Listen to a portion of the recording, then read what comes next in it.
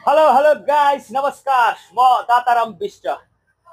हामीले 3 दिन अगाडि यो झोला दुधे बजारमा सिटी सफारी हाम्रा साथी टेम्पो सिटी सफारी साथीहरूले दुधे स्टेसनमा भेटेर हामीले यो झोला धनीसम्म यसको यो समाचार पुगोस् र उहाँलाई पीडा नहोस् भन्ने हिसाबले हामीले भिडियो बनाएर सार्वजनिक गरेका थियौँ र मेरा फेसबुकमा जोडिनु हुने सम्पूर्ण साथीहरूले आफ्ना सहयोगी अमलाहरू चलाइदिएर अहिले त्यो हाम्रो म्यासेज उहाँसम्म पुगेर अहिले उहाँ झोला लिन आउनु भएको छ। तपाईँको नाम?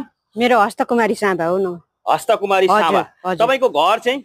मेरो घर पहिला घर इलाम हो, अहिले संसारे। संसारे, अहिले संसारे बस्नुहुन्छ? हजुर। यो झोला तपाईँकै हो नि? हजुर, मेरै झोला हो। खोलेर हेर्नु त एकचोटि। हजुर। तपाईँको सामानहरू सबै हेर्नु। सामानहरू हजुर।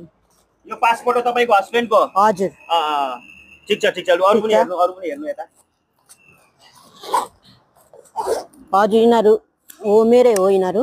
हो नि? हजुर। यो तौले पनि यो छाता यो तपाईँकै हो? हजुर।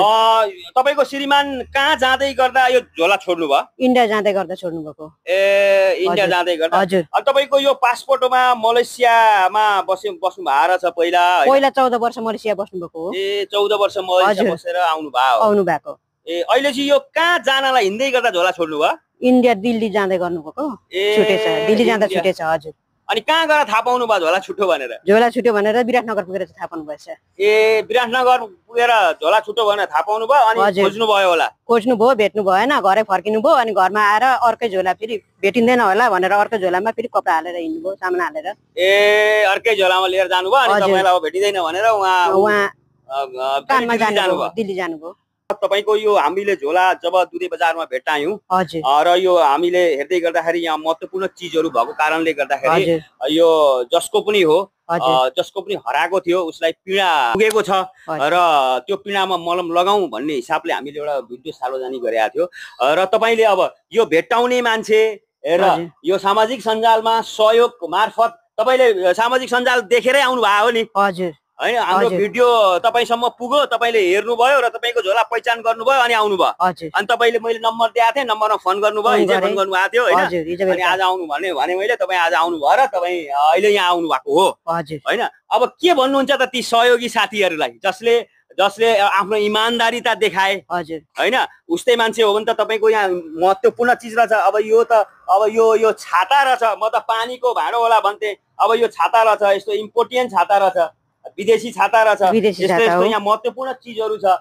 उस्तै मान्छे भए त लान्थ्यो होला हैन? अब ती धार्मिक भनौँ या सहयोगी भनौँ हैन, एक अर्काको पीडा बुझ्ने व्यक्तित्वहरूलाई के भन्नुहुन्छ त? उहाँहरूलाई धेरै धेरै धन्यवाद दिन चाहन्छु। हजुर। अनि यसरी नै यो समाजका व्यक्तित्वहरूलाई कसैको सामान छुट्यो भने यसरी नै चाहिँ यो माध्यमद्वारा चाहिँ पीडित पक्षमा पुर्याउन सकिँदो रहेछ भन्ने एउटा मेसेज पनि हो नि? हो नि? आखिरमा हामी सामाजिक सञ्जालमा राम्रो तरिकाले यसलाई सदुपयोग गर्ने हो भने सही ठाउँमा सही व्यक्तित्वहरूलाई सहयोग पुग्छ भन्ने यो सञ्जालले पनि प्रश्न पार्यो नि त हैन? तपाईलाई कति पीडा भएको थियो यो झोला हराउँदाखेरि? पीडा भएको थियो नि। भएको थियो नि? ए, कसरी हरायो, के गरेर, झगडा त गर्नु भएन नि? के गरेर हरायो भनेर? झगडा गरिन, म श्रीमानसँग झगडा गर्दिन कहिले पनि। हरायो त अब के गर्नु, झगडा गर्दा भेटिँदैन हैन? भेटिँदैन। गाइस हो, यो झोला उहाँको हो, तर यो तपाईको हो के? यो त हैन मेरो। यो उहाँको होइन रहेछ।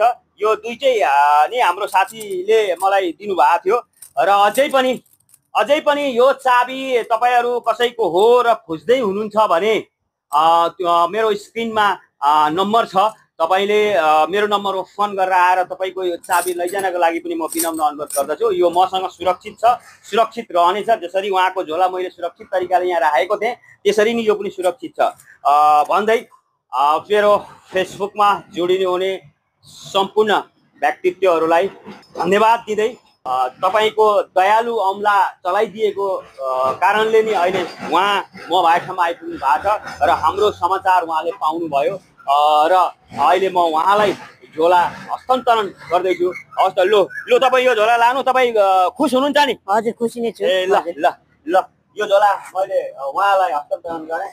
तपाईँ यसरी नै यो समाज विकासका गतिविधिहरू र अप्ठ्यारो परेका व्यक्तित्वहरू र हराएका मान्छेहरू र हराएका कुनै सामग्रीहरू लाई तपाईँ कसैले भेट्नुभयो भने मलाई आएर सम्पर्क गरिदिनु भयो भने म यसरी नै प्रसारण गरेर उहाँहरू समक्ष पुर्याइदिने काम गर्नेछु भन्दै मेरो यो जाताराम विष्ट पेजलाई फलो गरिदिनको लागि पनि म विनम्र अनुरोधका साथ हस्त गाइस बाबाई फेरि भेटौँला ल लु हजुरलाई पनि धेरै धेरै धन्यवाद हुन्छ लु लु लिएर जानु यो छाता पनि तपाईँको छ हजुर ठिकै छ